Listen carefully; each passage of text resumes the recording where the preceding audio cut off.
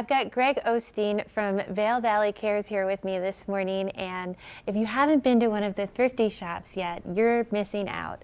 So tell us a little bit about everything that's going on. You know, it's a busy time of year. We've got, a lot of people are in town, and we're selling, ski stuff like crazy. I mean, this is the time of year, and we've just got so much good stuff. I mean, I always say, it really isn't like any thrift store you've ever been to, because the community is so good to us and takes such good care of us, and they donate their stuff to us, and we have good stuff in this valley. Absolutely. And we were talking about kids a minute ago, and I always like to say that kids don't really outwear their gear or their stuff. They outgrow it, and so it's still in great shape. If you've no one to pass it on to the thrifty store. Absolutely, yeah.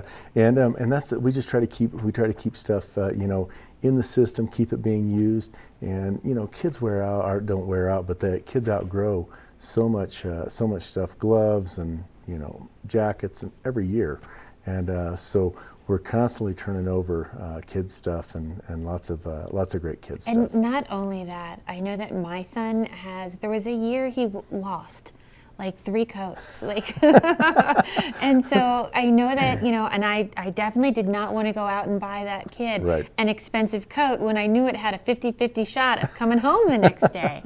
So it's a great resource for your families. Absolutely.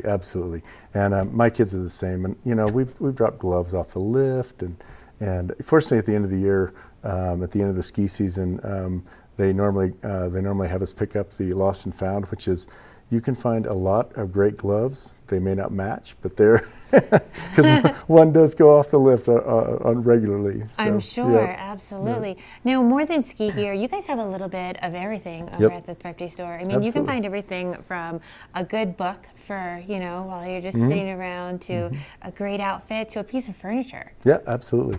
We get great furniture, and it's amazing. And this time of year, we've just gone through like a really busy time when people are renovating and that type of thing, and so they'll call us and we'll come pick up stuff, and it's, a lot of times it's just someone bought a new place and they've got their own furniture they want to put in it, or they want to completely fill it out new, and so they'll call us and have us come get their stuff.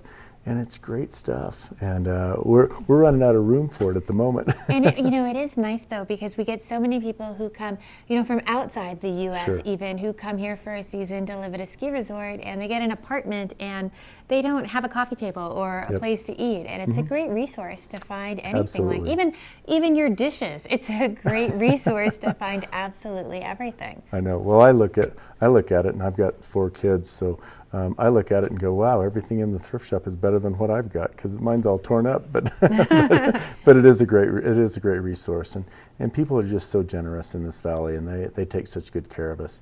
And it truly is like no thrift store you've ever seen.